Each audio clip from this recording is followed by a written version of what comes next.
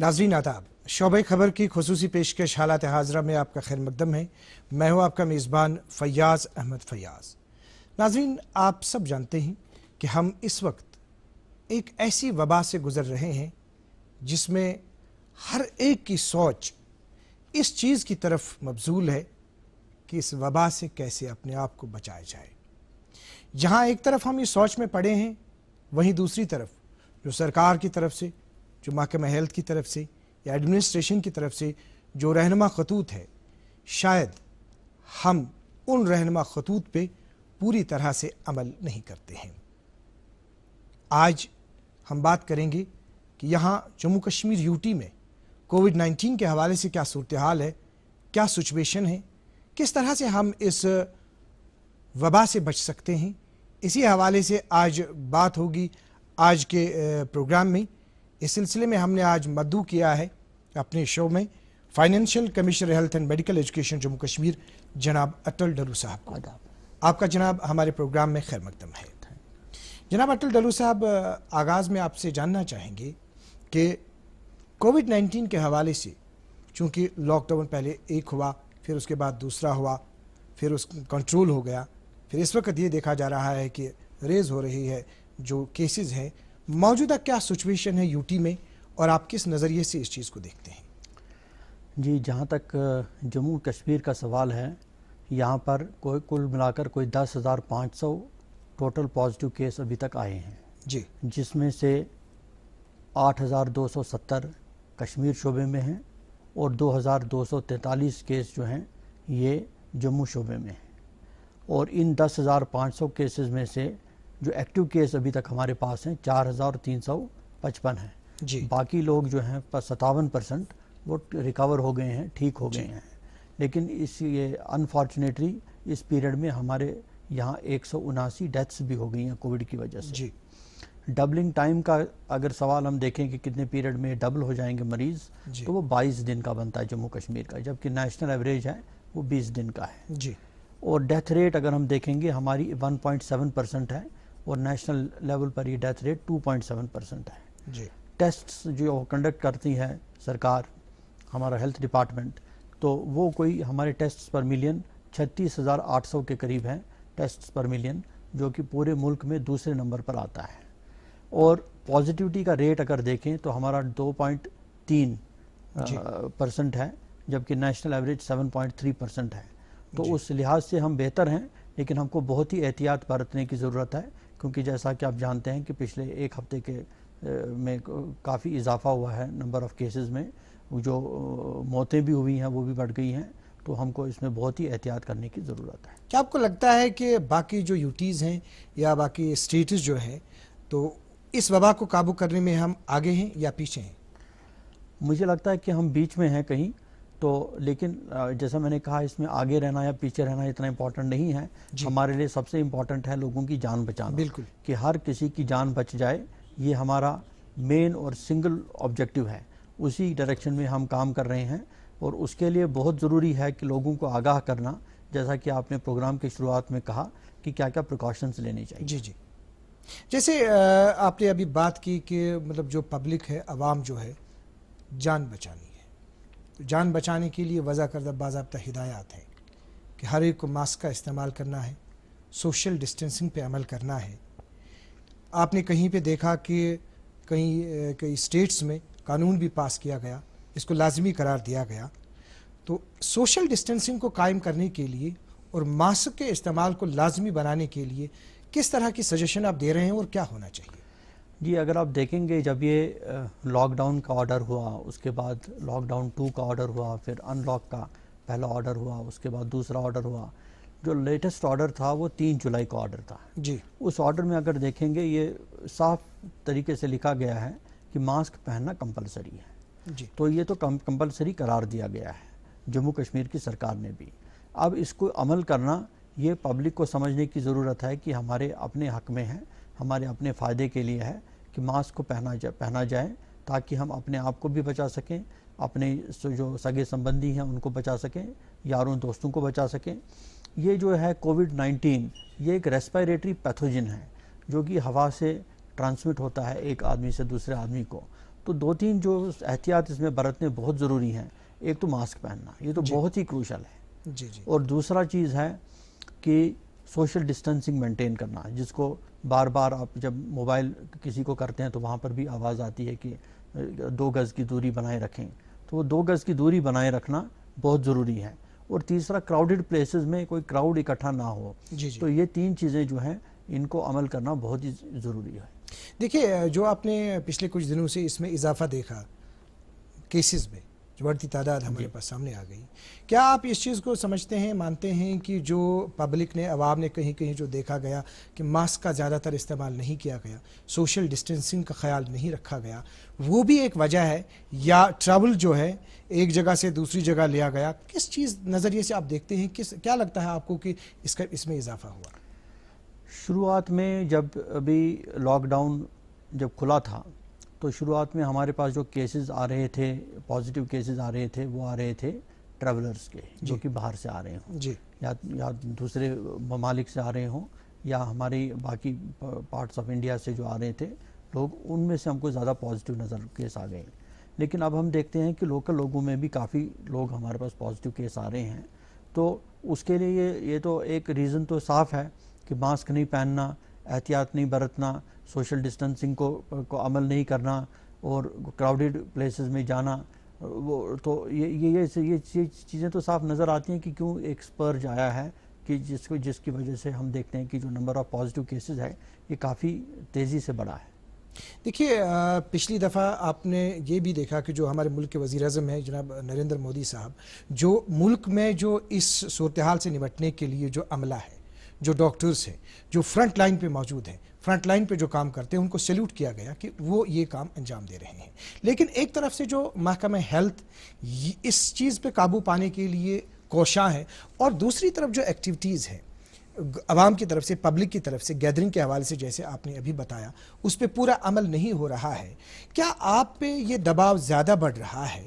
اس میں ایڈمنسٹریشن ہے، متعلقہ ڈی سیز ہے، یا باقی اس میں عملہ ہے؟ پبلک کو کیا کرنا چاہیے، ایڈمنسٹریشن کو کیا کرنا چاہیے، تاکہ آپ کے ساتھ شانہ بشانہ چل کے یہ جو کووڈ وبا ہے اس پہ پوری طرح سے قابو پایا جائے؟ جی، آپ نے بالکل درست کہا کہ یہ جو کووڈ-19 ہے اس کو اکیلے سرکار لڑ نہیں سکتی. جی. سرکار کا کوئی بھی ڈپارٹمنٹ ہو، ہیلتھ ڈپارٹمنٹ ہو یا ڈسٹرکٹ ایڈمنسٹریشن ہو، اکیلے کام نہیں کر سکتی. اس کو پبلک کے کوآپریشن کی بہت ہی زیادہ ضرورت ہے. تو جو کوارڈینیشن گورنمنٹ میں ہونا چاہے وہ تو ہے ہی، ہیلتھ ڈپارٹمنٹ ہو، ڈسٹرکٹ ایڈمنسٹریشن ہو، پولیس ہو، ان کے یا انفارمیشن ڈپارٹمنٹ ہو، ان کے بیچ کا جو تال میل ہے، تعاون ہے، وہ تو برقرار ہے. لیکن ساتھ میں ہم کو جو پبلک کا جو ریسپانس چاہیے، پبلک سے جو کوآپریشن چاہیے، اس کی ہم بار بار اپیل کرتے ہیں پبلک کو. ہماری کوشش رہتی ہے آؤٹ ریچ کرنے کی پبلک کو، through print media, electronic media, social media. Telephone میں آپ نے سنا ہوگا، جب بھی آپ کسی کو ٹیلی فون کرتے ہیں تو پہلے اسی کی بات، کووڈ-19 کی بات کرتے ہیں. تو یہ آگاہ کرنا پبلک کو کہ جو اس میں احتیاط برتنا ہے، اس کو یہ ان کی اپنی حفاظت کے لیے، ان کی اپنی صحت بہتر رکھنے کے لیے ضروری ہے. دیکھیں، یہ ایک پارٹ پہ ہم نے ابھی تک بات کی کہ پبلک کو کیا کرنا چاہیے، کس طرح سے ہم اس صورتحال سے نکل سکتے ہیں. اب ہم یہاں پہ کیور کی بات کریں گے. اگر ہم ٹیسٹنگ کی بات کریں گے تو ٹیسٹنگ کا جو یہاں پہ ہمارے پاس اوور آل سینیریو ہے جموں کشمیر میں، کیا آپ کو لگتا ہے اس وقت کیا ٹیسٹنگ اور بڑھانے کی ضرورت ہے؟ کس لیول پہ ہماری ٹیسٹنگ ہے اس وقت، اور لیبارٹریز کی کیا صورتحال ہے؟ جی، جہاں تک ٹیسٹنگ کا سوال ہے، ہم نے ابھی تک کل تک جموں کشمیر میں کوئی 4,52,000 ٹیسٹ کیے ہیں. جی. جو کہ کافی اچھی تعداد ہے. اور اگر ہم ٹیسٹ پر ملین دیکھیں گے تو ٹیسٹ پر ملین ہم نے کوئی 36,800 کیے ہیں. جی. اور ٹیسٹ پر ملین کا اگر ہم کمپیئر کریں اسٹیٹس اور یوٹیز کے بیچ میں، تو سب سے پہلے نمبر پر دلی آتا ہے اور دوسرے نمبر پر جموں کشمیر ہی آتا ہے. اور جو WHO ہے، WHO بھی کہتا ہے کہ ٹیسٹ پر ملین پر ڈے 140 ہونی چاہیے. ہم 600 کے قریب کر رہے ہیں. ٹیسٹ کرنے میں کوئی یہ نہیں ہے. ہماری ٹیسٹنگ کیپیسٹی پر ڈے کی کوئی 8,000 کے قریب ہے. اور ہمارے یہاں 6 لیبس ہیں گورنمنٹ سیکٹر میں، جہاں پر اس کی ٹیسٹنگ ہو رہی ہے. اسکمز سوورا ہوا، یہ اسکمز بیمنا کا جو میڈیکل کالج ہے وہاں ہو رہا ہے. گورنمنٹ میڈیکل کالج سری نگر میں ہو رہا ہے. گورنمنٹ میڈیکل کالج جموں میں ہو رہا ہے. یہ Indian institute of integrative medicine Jammu میں ہو رہا ہے اور کمانڈ ہاسپٹل ادھمپور میں ہو رہا ہے. اس کے علاوہ ہم نے کوئی 4 پرائیویٹ لیبارٹریز کو بھی امپینل کیا ہے جہاں پر ہم اپنے سیمپلز یہاں کے لوگوں کے بھیجتے ہیں اور وہاں سے بھی اپنے ٹیسٹ کراتے ہیں. اور ہمارا پائپ لائن میں جو ہماری کارروائی چل رہی ہے کہ نئے میڈیکل کالج جو 5 بنے تھے پچھلے سال, اننت ناگ, بارہمولہ, رجوری, ڈوڈا اور کٹھوا, وہاں پر بھی RT-PCR کی ٹیسٹنگ شروع ہو, اس پر تیزی سے عمل چل رہا ہے. 3 RT-PCR کی مشینیں ہمارے پاس آ گئی ہیں.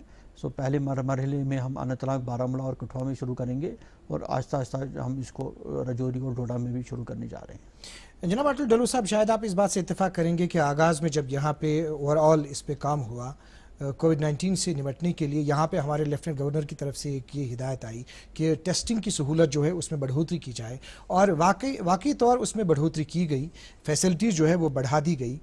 اب سوال ہمارے پاس یہ ہے کہ جو ہمارے پاس وہ لیڈیز ہیں, پریگننٹ لیڈیز جو ہیں, پریگننٹ لیڈیز کے لیے بھی یہ کہا گیا کہ ان کو لازمی ہے ٹیسٹ کرنا. ان کو کس طرح سے آپ کا محکمہ دیکھتا ہے, کس طرح سے فیسلٹیٹ ہو جاتی ہے؟ اس کے بارے میں یہ بتانا چاہوں گا کہ Indian council of medical research ICMR نے گائیڈ لائنز جاری کی ہیں کہ کس ہفتے کے بعد, پریگننسی کے ہفتے کے بعد ہر پریگننٹ لیڈی کا ٹیسٹ کرنا ضروری ہے. تو جب سے یہ گائیڈ لائنز آئی ہیں تب سے ہم نے کوئی 21,000 ایسی پریگننٹ ویمن کا ٹیسٹ یہاں کیا ہے. تو اس میں سے کوئی 500 کے قریب ہمارے یہاں پازیٹیو بھی آ گئے, 496 ٹو بی پریسائز پازیٹیو آ گئے, اور اس میں سے کئی عورتوں کی ڈیلیوری بھی ہو گئی, کئی تو ریکور ہو کر ٹھیک ہو گئی ہیں, کچھ ڈیلیوری کا ویٹ کر رہی ہیں, ان کے ڈیلیوری میں بھی ٹائم ہے. تو وہ ایک سکسیس سٹوری رہی ہے کہ پریگننٹ ویمن کا ٹیسٹ کرنا اور ان کا صحیح ٹائم پر علاج کرنا, اور اس میں سے ریکوری ریٹ بھی اچھی رہی ہے. اب اگر ہم بات کریں گے رزلٹ کی, رزلٹ کے حوالے سے جیسے پہلے یہ کہا گیا کہ جیسے باہر سے ٹریولرز آتے تھے, ایڈمنسٹریشن کی طرف سے باضابطہ ان کو فیسلٹیٹ کیا گیا, سیمپلنگ لی گئی, پھر 2 دن کے بعد ان کا ٹیسٹ وغیرہ جو ہے 24 گھنٹے کے بعد. لیکن اب اس کے بعد کہیں یہ بھی دیکھا گیا کہ رزلٹ جو ہے رزلٹ تھوڑا سا لیٹ آ گیا کہیں.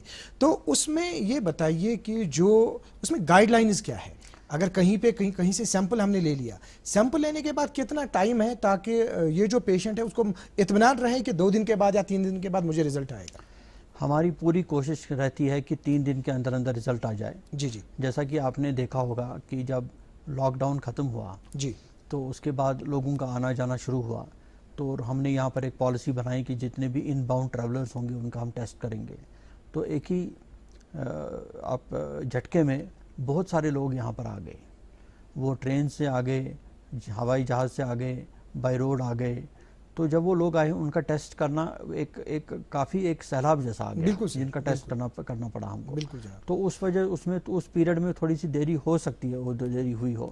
ہم کوشش ہمیشہ یہی کرتے ہیں کہ 3 دن کے اندر ٹیسٹ کو, سیمپل کو کلیکٹ کرنا اور اس کا رزلٹ دینا پبلک کے لیے ہم کریں. دوسری بات اس میں یہ ہے کہ دیکھیے ایک نظریے سے اس کو دیکھتے ہیں کہ رزلٹ جو ہے رزلٹ لیٹ آیا, لیکن دوسری بات یہ بھی ہے ایک لیبارٹری ہمارے پاس ہے, اب اس کے پاس بلک میں ٹیسٹس آ گئے, ان کے لیے بھی یہ پاسبل نہیں ہے کہ وہ 2 دن میں اس کا رزلٹ دے دیں گے. کیا یہ چیز ہے کہ جو پرائیویٹ لیبس ہے اس میں ان کو انگیج کر سکتے ہیں, یا دوسری بات یہ ہے کہ اسی وقت سیمپل لیا جائے اس سے, پھر اس کو ٹائم دیا جائے, یا اس کو محدود کرنے کی ضرورت ہے, یا ایک لیب کو دوسری لیب کو بھیجنا چاہیے؟ کس طرح سے اس چیز کو ہم ویسے ہی اس کو کوارڈینیٹ کر رہے ہیں, جیسا آپ نے بالکل صحیح کہا کہ ہم نے پرائیویٹ لیبس کوئی 4 پرائیویٹ لیبس کو امپینل کیا ہے, ان کو ہم سیمپلز بھیجتے ہیں اور سیمپلز ہم کو وہ بھی اس سے ہماری کیپیسٹیز بڑھ گئی ہیں. اس کے ساتھ ہم نے 1-2 قدم اور اٹھائے. یہاں پر RT-PCR کی مشینز ہماری کچھ یونیورسٹیز میں تھی, Kashmir university, SKUAST Kashmir, central university, ان میں کچھ RT-PCR کی مشینز تھی.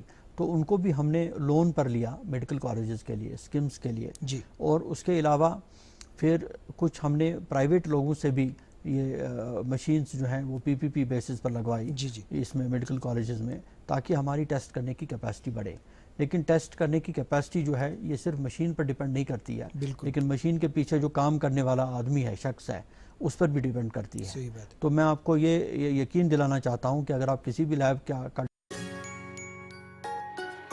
ممی کی چھٹکی, ڈیڈی کی گڑیا, پل میں جو بھر دے खुशियों से दुनिया, खट्टी मीठी बातें, मस्ती मुलाकातें, दिल में बसी सबके इस घर की बेटियां, हर घर के हर दिल में बसा अमूल ताजा, हमेशा फ्रेश। इस घर की बेटियां।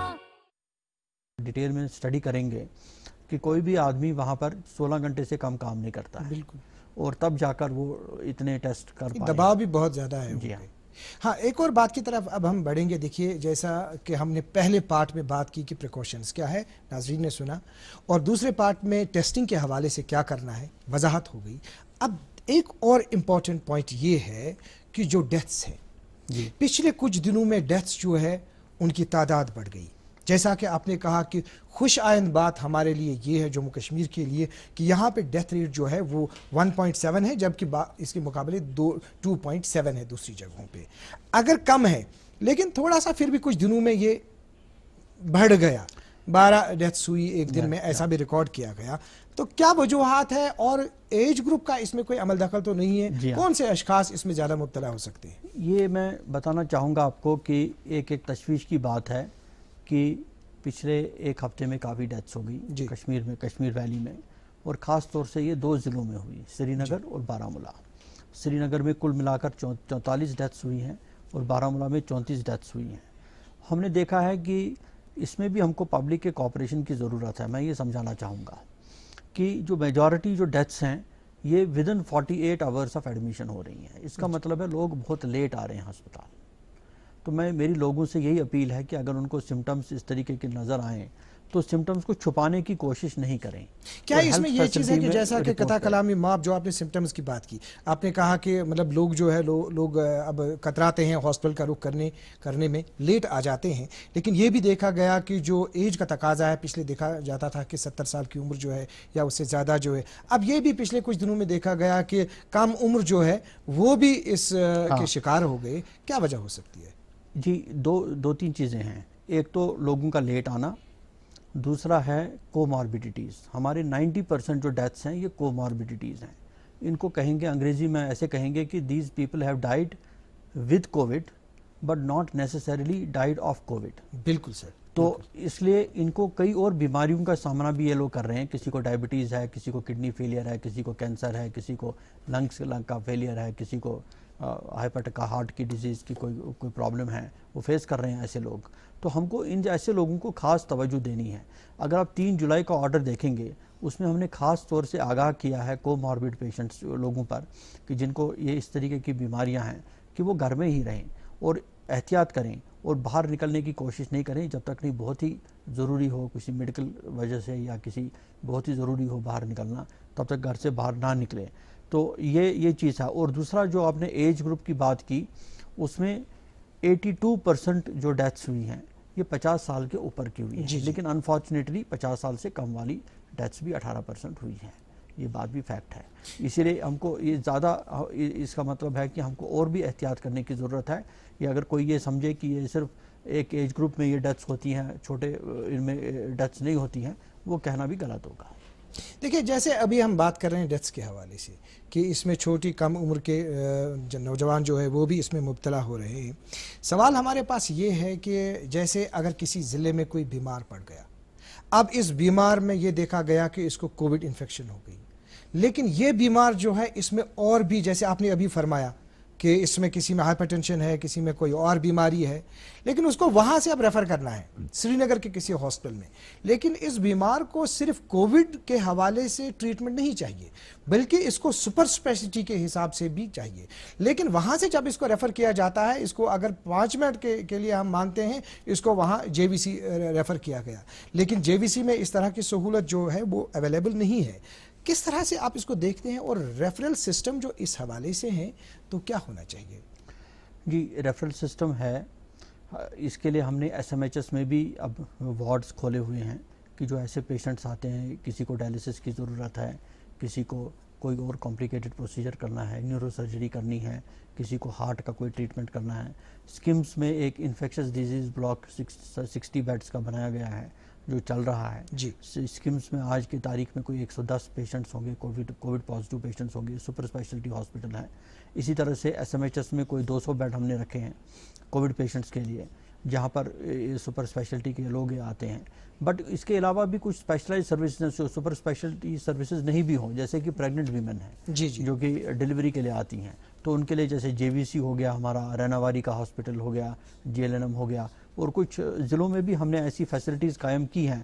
سوپور ہو گیا، یہاں پر اننت ناگ میں بھی کچھ فیسلٹیز ایسی ڈیولپ کی ہیں ہم نے.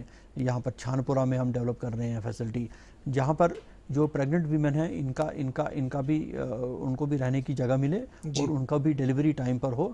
اس کے لیے بھی ہم نے آئسولیشن فیسلٹیز کریٹ کی ہیں. تو جیسے ابھی یہ ڈیتھس کے حوالے سے ایک آخری بات ہم کریں گے کہ جو ابھی آپ نے کہا کہ جو کسی کی ڈیتھ ہوئی تو اس کا یہ رپورٹ آ جاتا ہے کہ کووڈ کی وجہ سے ہوئی. آپ نے ابھی فرمایا، بالکل بجا فرمایا آپ نے، کہ اس کے بغیر بھی اور کوئی وجہ ہو سکتی ہے اس کو ڈیتھ ہونے کے حوالے سے. تو کیا اس میں کوئی میکانزم اپنانے کی ضرورت ہے تاکہ پوری طرح سے واضح ہو کہ اگر کووڈ پیشنٹ بھی ہے لیکن اس کی ڈیتھ جو ہے اس کی ڈیتھ کسی دوسری وجہ سے ہوئی؟ نہیں، میں یہ بتاؤں، جب ہم کہتے ہیں کہ کووڈ ڈیتھ ہوئی، اس کا مطلب یہ نہیں ہے کہ صرف کووڈ کی وجہ سے ڈیتھ ہوئی. بالکل.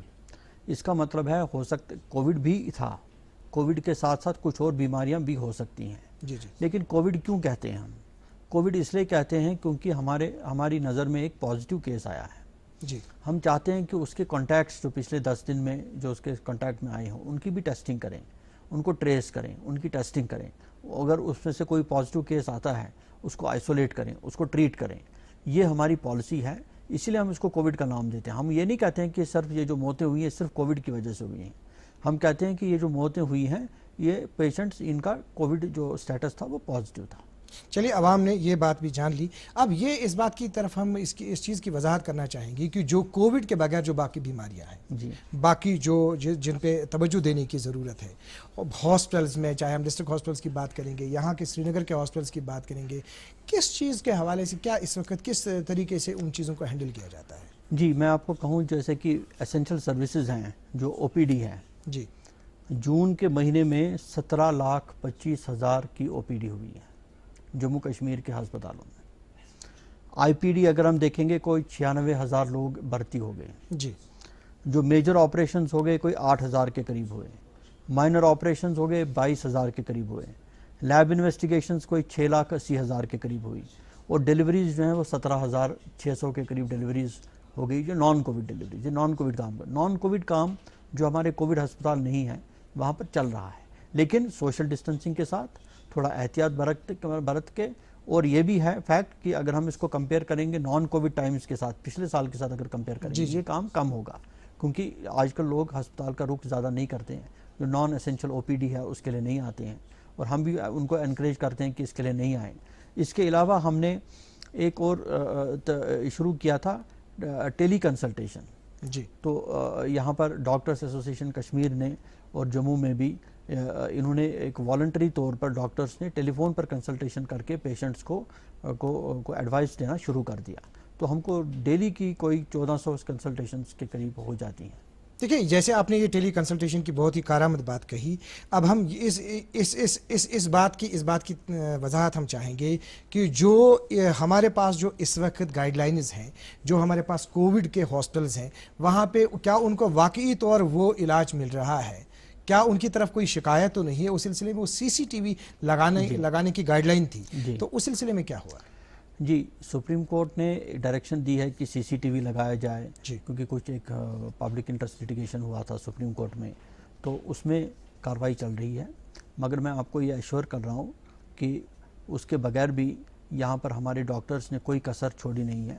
وہ پیشنٹس کے پاس جاتے ہیں، ریزیڈنٹس جاتے ہیں، فیکلٹی ممبرز جاتے ہیں، ہمارے باقی سینئر ڈاکٹرز جاتے ہیں، پیشنٹ سے ملتے ہیں. PPE کٹ پہن کر ڈیوٹی دینا بہت مشکل کام ہے، لیکن اور اگر آپ دیکھیں، مان لیجیے جموں کی بات کریں اگر ہم، تو 40 ڈگری ٹیمپریچر یا 45 ڈگری ٹیمپریچر میں PPE کٹ پہننا بہت ہی مشکل کام ہے.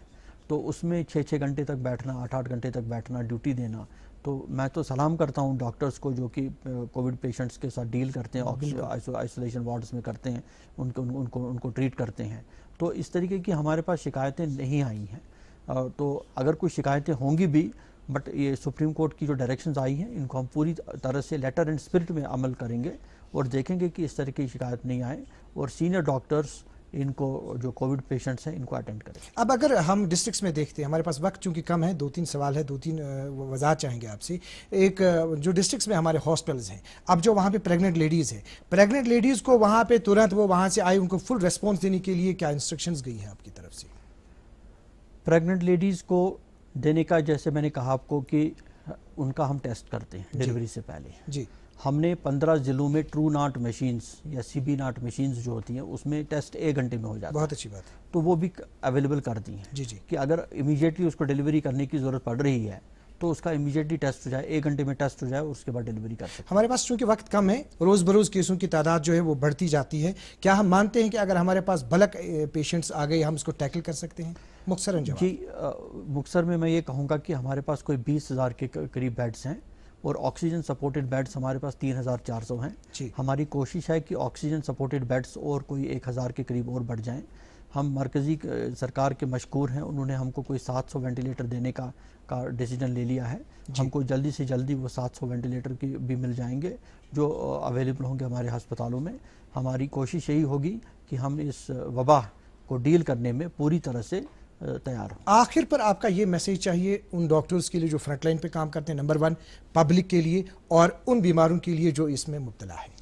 سب سے پہلا میرا میسیج ہے ڈاکٹرز اور پیرامیڈکس اور نرسز کے لیے کہ آپ بہت ہی اچھا کام کر رہے ہیں اور آپ کو شاباش، اور میری یہی امید ہے کہ آپ اسی طریقے سے اسی لگن اور محنت سے کام کرتے رہیں گے۔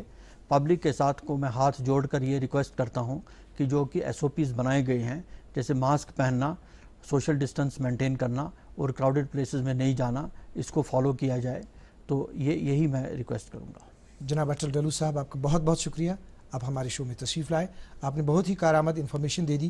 ناظرین محترم، آپ کا بھی بہت بہت شکریہ، آپ نے آدھے گھنٹے سے ہمیں سنا، آپ نے دیکھا جناب اٹل ڈولو صاحب کی جو ہدایات ہیں محکمے کو اور جو گزارش انہوں نے کی پبلک کو کہ رہنما خطوط جو ہے ان پہ عمل کیا جائے تاکہ ہم سب اس کووڈ-19 سے نجات پا سکیں اور اس موجودہ وبا میں اس وبا پہ پوری طرح سے قابو پایا جائے۔